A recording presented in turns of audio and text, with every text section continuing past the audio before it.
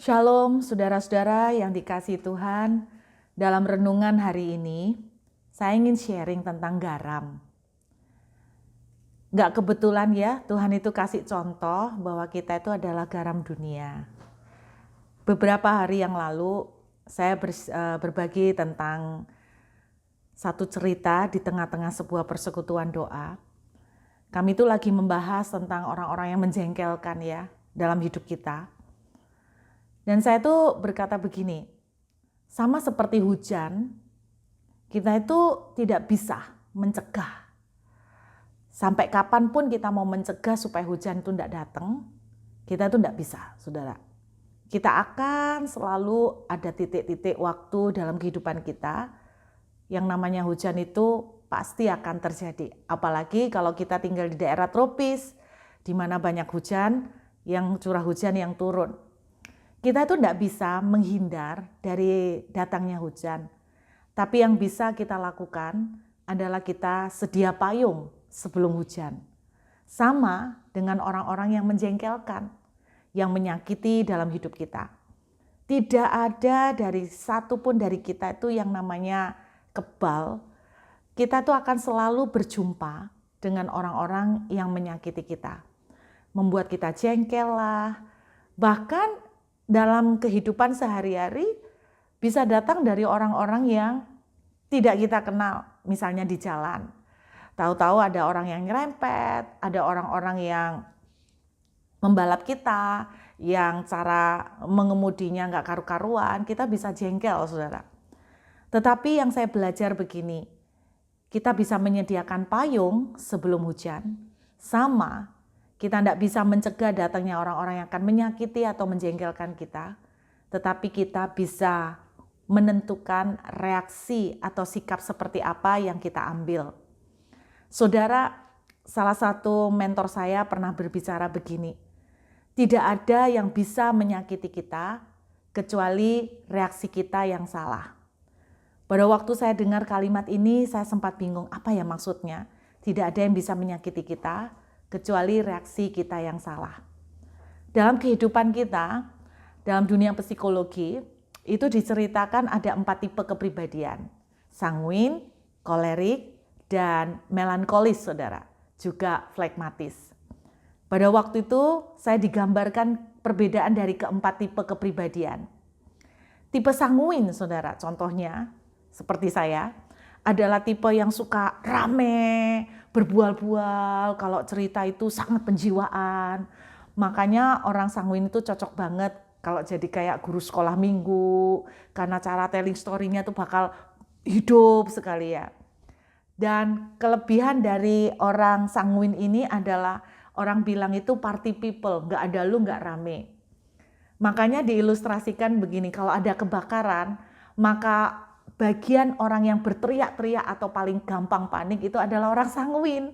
Jadi ekspresi emosinya, ekspresi perasaannya itu sangat berlimpah-limpah, itu sanguin. Jadi kalau ada kebakaran, orang sanguin itu yang teriak, kebakaran, gawat, kebakaran, tolong kebakaran, itu orang sanguin. Kalau orang koleris adalah disebut sebagai tipe kepemimpinan. Jadi kalau ada kebakaran, orang koleris itu langsung bagi tugas. Kamu telepon pemadam, kamu telepon ambulan, kamu buka keran, kamu ambil timba, kamu nyari selang. Jadi dia langsung duduk. Kalau Anda ketemu dengan orang-orang seperti ini, mereka akan mempunyai ciri khas kalau kumpul di satu tempat, mereka bawaannya tuh kepengen mimpin, mereka bawaannya tuh kepengen mendominasi pembicaraan, kepengen ngatur. Inilah orang-orang yang punya tendensi kepribadian seperti kolerik. Sedangkan kalau orang melankolis adalah tipe thinker atau pemikir yang semua dipikirkan dengan detail. Mereka cocok sekali bekerja seperti accounting yang butuh ketelitian. Kalau orang sanguin bawaannya panik, suruh yang detail-detail gini tidak sabar, saudara ya. Nah, kalau ada kebakaran, maka orang melankolis itu akan berkata begini, sebentar jangan gegabah dulu, jangan buru-buru disiram, mesti tahu dulu, mesti lihat dulu jenis kayunya apa. Karena kalau kayu mahoni, kayu jati itu lain, nanti jangan-jangan kalau kita salah tidak melihat jenis kayunya, kita bisa menyiramnya dengan ngawur dan malah makin banyak yang terbakar dan makin habis. Jadi tipe yang sangat pemikir sekali. Kalau orang flekmatis, ini tipe cool katanya gitu. Cool itu maksudnya itu cuek. Jadi kalau orang sanguin pas ada kebakaran teriak, orang koleris langsung memimpin, orang melankolis tuh yang mikirin dulu. Jadi ada yang bilang, wah kalau banyak mikir nggak jalan-jalan, betul.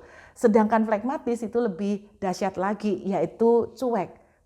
Jadi orang flekmatis akan bilang gini, mana kebakarannya, di mana? Beberapa orang bilang tuh tell me atau telat mikir. Nah itu gambarannya. Kalau Anda melihat ada orang yang lewat di depan 4 tipe kepribadian, maka reaksi mereka itu akan berbeda.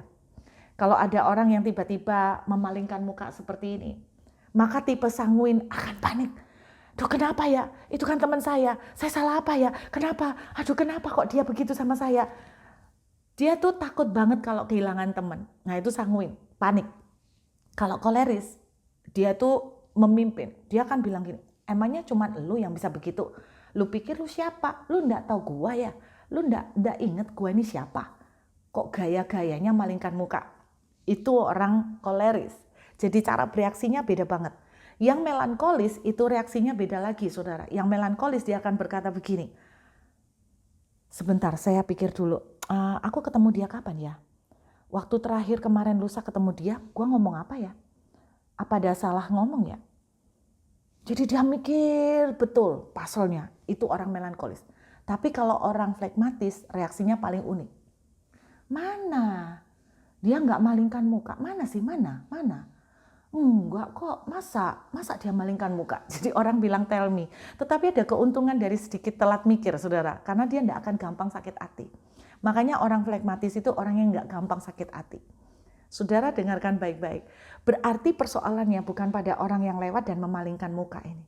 Berarti persoalannya adalah tergantung reaksi dari keempat macam ini. Bagi orang flekmatis, dia tidak akan gampang terluka, walaupun ada orang malingkan muka.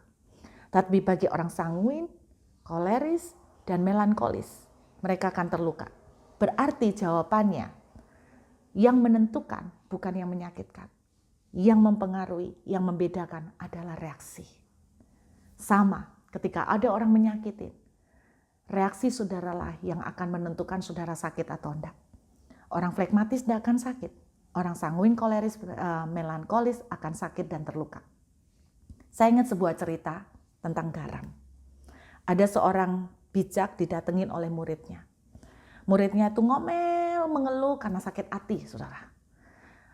Lalu kemudian guru yang bijak ini bilang, ambil segenggam garam. Lalu dia ambil segenggam garam. Dan dia berkata begini, sekarang taruh garam ini di segelas air. Ditaruhlah. Dan kemudian dia bilang, minum. Dia rada enggan, minum. Dan dia nurut, dia minum juga. Rasanya bukan hanya asin, saking asinnya sampai ke arah lebih ke pahit. Nggak enak kan? Nggak. Terus kemudian sang guru bijak bilang begini, sekarang ambil garam itu segenggam dan masukkan ke danau. Apa yang terjadi? Sekarang minum air danau itu. Apa yang kamu rasakan? Tetap segar, guru. Dan dia berkata, garam ini adalah gambaran orang-orang yang menyakiti kita. Yang membuat air itu tetap segar atau enggak, itu tergantung wadahnya. Air yang ditaruh di dalam gelas akan membuat rasa garam itu kerasa begitu asin dan pahit. Tetapi ketika garam itu ditaruh atau dibawa, dimasukkan ke dalam danau, maka air itu tetap segar. Dan guru yang bijak ini berkata, wadah ini adalah hatimu. Kalau hatimu seperti gelas, maka kepahitan itu, kebencian itu akan melahirkan air yang sampai pahit. Tetapi kalau hatimu seperti danau, maka itu tidak akan pengaruh. Sekalipun segenggam garam dimasukkan, bahkan 1 kilo garam sekalipun, bahkan 1 truk garam sekalipun, itu akan berlalu dan air itu tetap segar. Saudara, saya berdoa, jadilah seperti danau. Miliki hati yang seluas danau. Sehingga sekalipun ada garam yang sangat asin dan pahit datang dalam hidupmu, air yang mengalir dari hidupmu adalah tetap air yang segar, bukan air yang asin dan pahit. Bukan orang yang menyakiti itu yang menentukan, tetapi reaksi saudara dan saya itu yang mempengaruhi. Saya berdoa hari ini, tetaplah memiliki hati seluas danau. Supaya apa? Ada hal yang pahit, saudara tetap mengalirkan air yang segar bagimu dan bagi orang-orang di sekitarmu. Tetap kuat saudara.